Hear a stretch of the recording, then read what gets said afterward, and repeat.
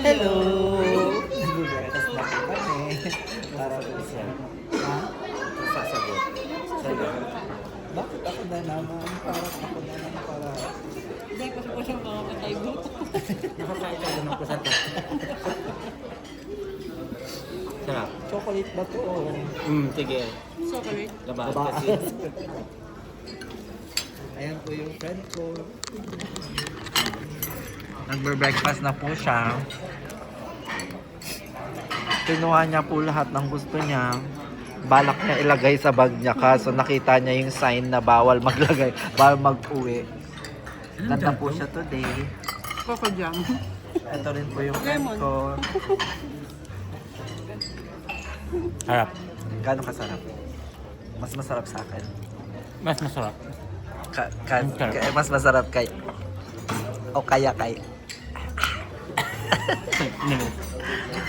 May pwede sabihin mo. Ang galit sila.